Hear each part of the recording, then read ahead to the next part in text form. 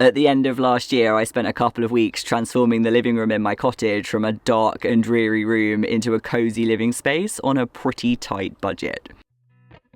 All I've got left to do now is the fireplace. Entirely clad in wood with a wooden hearth, it's at best an eyesore and at worst a fire hazard. I don't know who decided a wooden hearth on a working open fire was a good idea, but I beg to differ. When I was a kid, my mum would tell me I was as much use as a chocolate fire guard, but at least you can eat a chocolate fire guard. You can't eat a wooden hearth, although I could probably use it as kindling.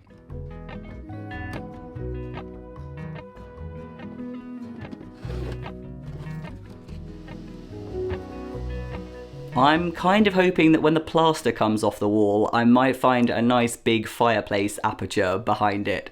But that is a job for the renovation, and in the short term, my plan is to take the cladding off the fire, replace it with fireproof cement board, extend the hearth out a little bit further, and tile it so it's fireproof, and build a new fire surround. We've forecast more snow for the end of the month, so I'd like to get this done as quickly as possible, because not having a working fire in an uninsulated cottage in the northeast of Scotland in a snowstorm is not ideal.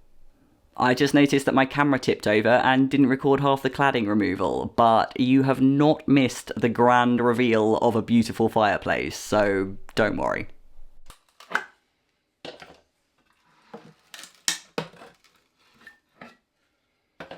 Why do things always have to get worse before they get better?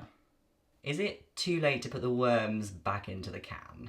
It's not looking that good so far. I've got to work out how far I want the hearth to come out so I can cut the flooring back for it. And then I've got to build a frame so I've got something to attach the cement board to. If I can get that done today, I'll be happy. Let's do that here. My first pencil mark is there, my second pencil mark is there.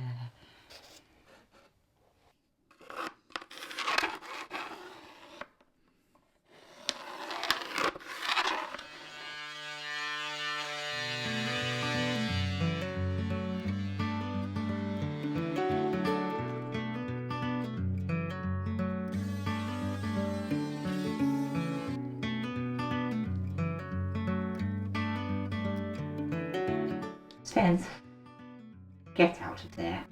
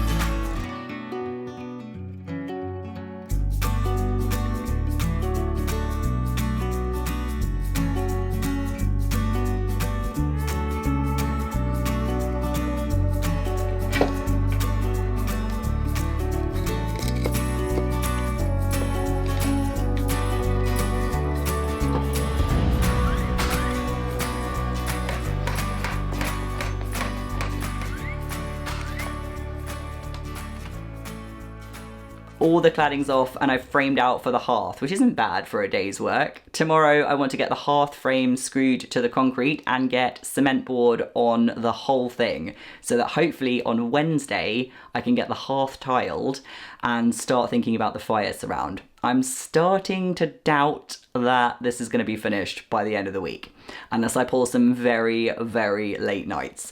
I always forget when I'm building in time to make projects that I have to edit the videos that I'm filming, and that takes quite a while. But if I can get everything finished and just need to paint and put on the fire surround tiles next week, I'll be happy.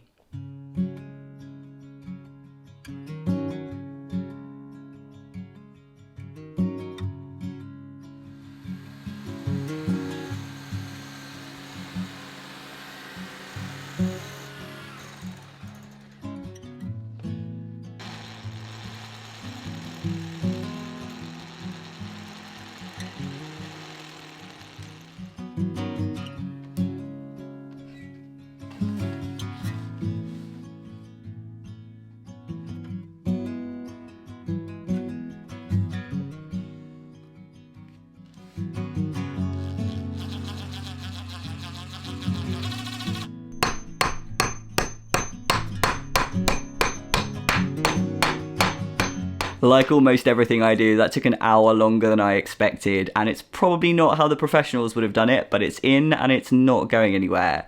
So now I can measure and cut the cement board and try and get that fitted. Those mysterious broken rocks are coming out, and I'm going to have to live to regret it.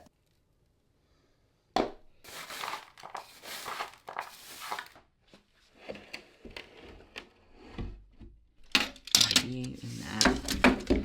You over the top here.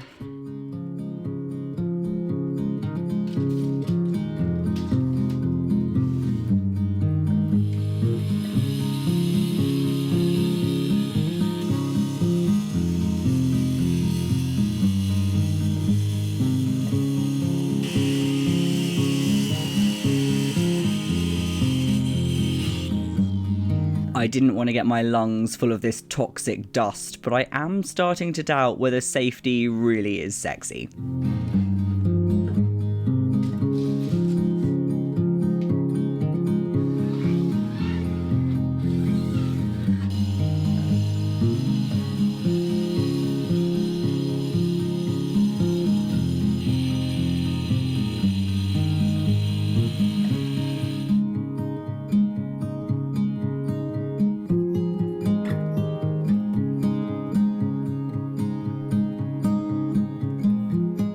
Sven would like you to know his life is very hard. No one appreciates him, the mice in the walls are taunting him, and my lap isn't available for naps nearly often enough.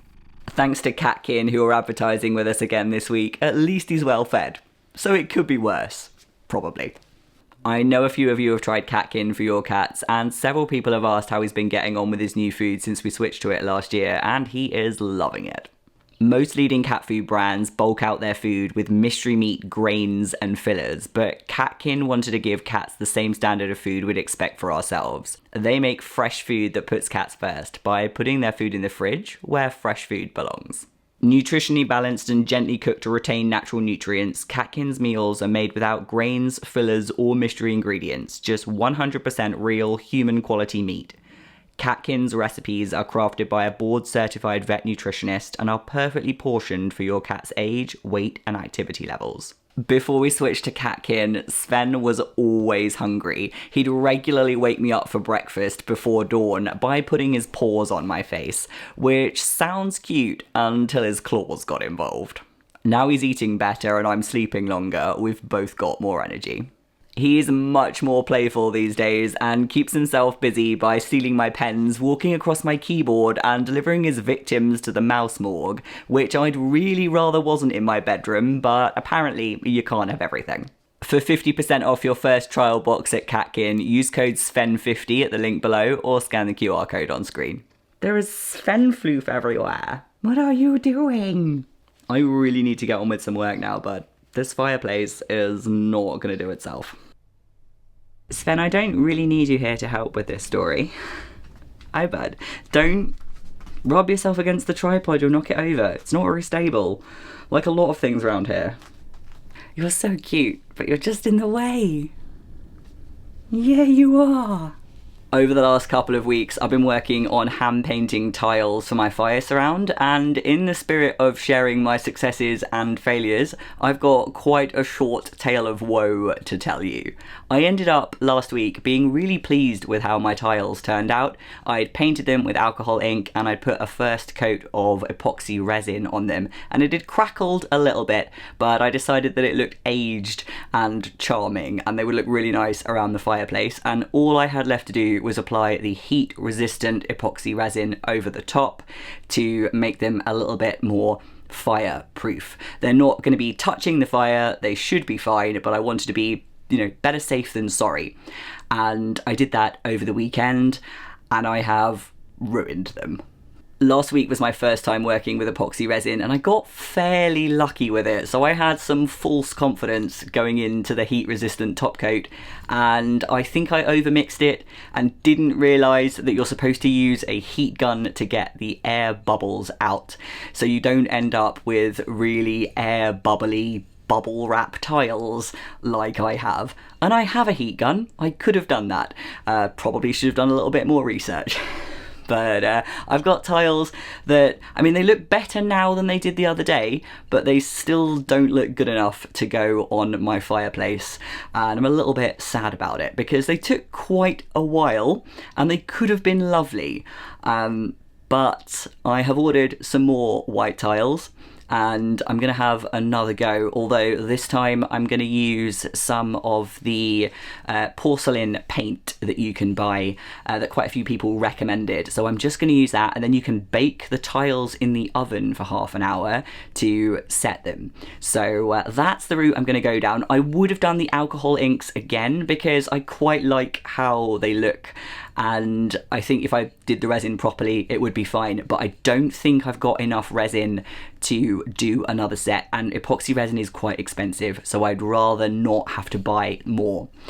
So I bought some little porcelain paint pots instead, and they were much cheaper. So I'm going to give that a go and hopefully that'll work.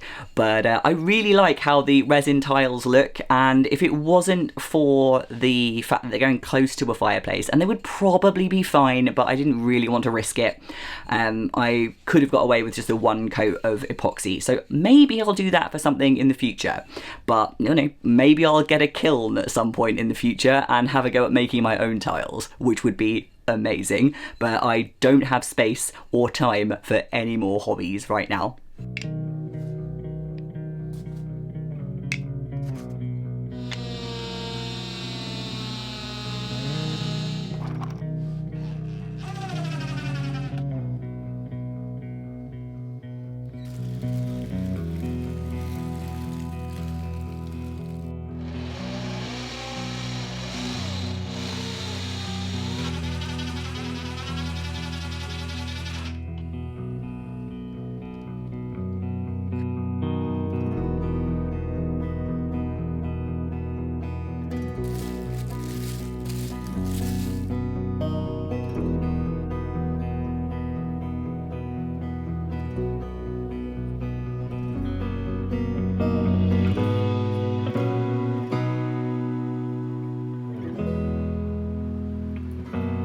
One of the things that worries me about living in a caravan while my house is being renovated is weather like this.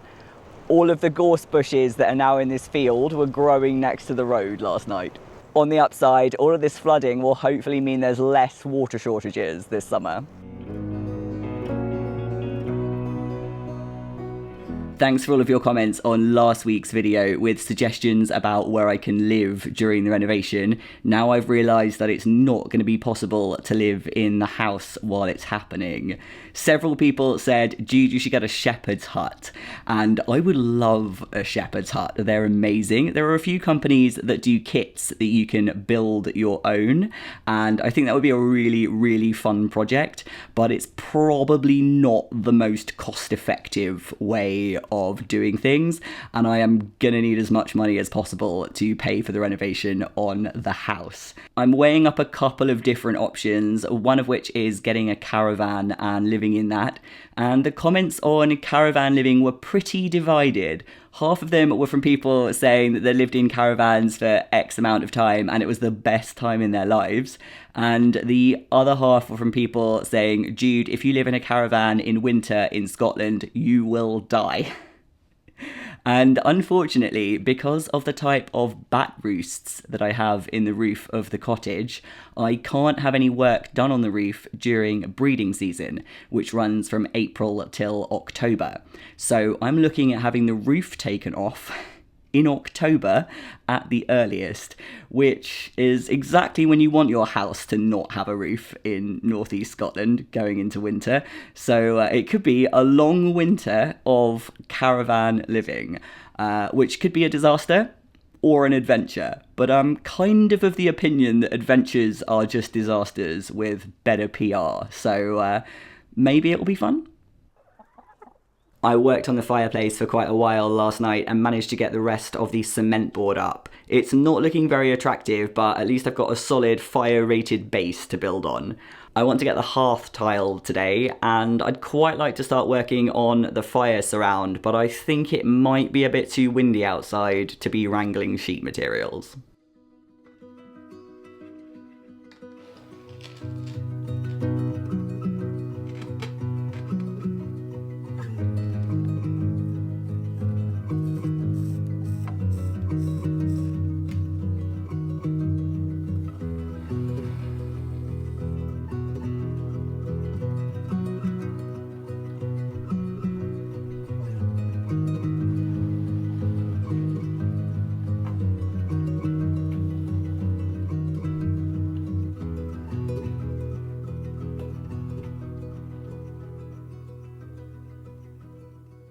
I've just spent ages trying to make my tile cutter work with no success. And now I'm really cold and I'd like to go inside and either sit in front of the fire or have a bath, but that is not happening. I really thought I'd be able to get this project done in a week, but it's Thursday and I've barely started.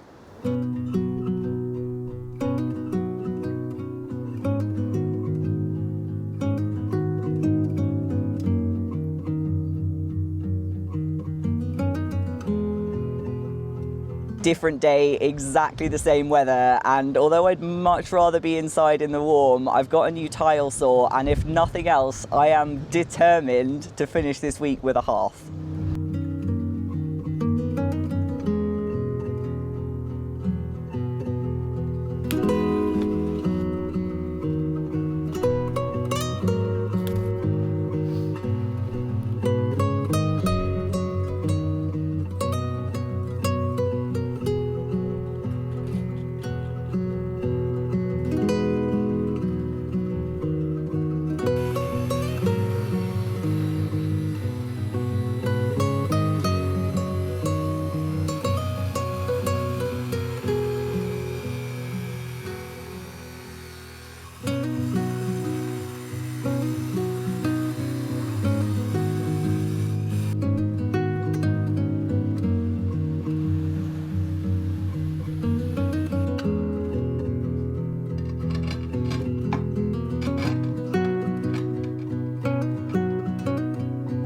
I'm soaking wet and I just had to do the washing up to try and defrost my fingers, but I've got the first 3 tiles cut for the hearth and I've just got the 2 slightly more straightforward ones left to go. You can tell how wild the weather's been over the last couple of days by how much rain has come down the chimney, and at some point I really need to get a cowl or something fitted to the top of the chimney to stop that happening.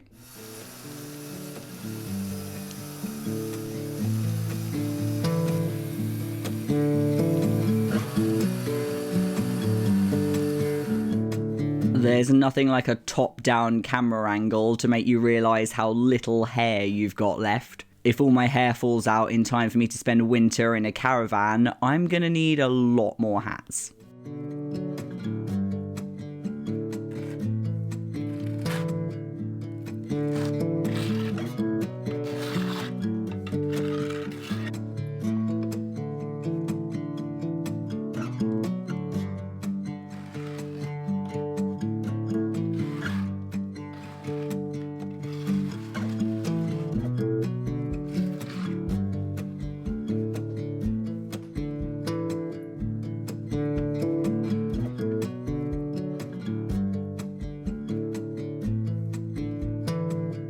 I should probably have watched at least one tiling tutorial before I started this, because I might have made a bit of a pig's ear of it, and I feel like I definitely used too much tile adhesive, but they're in, they're where they should be, they're level, and they're not going anywhere, and that's good enough for me.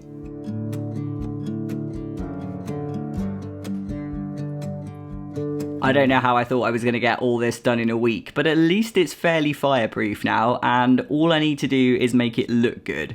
And hopefully, it won't get too cold in the meantime. See you next weekend.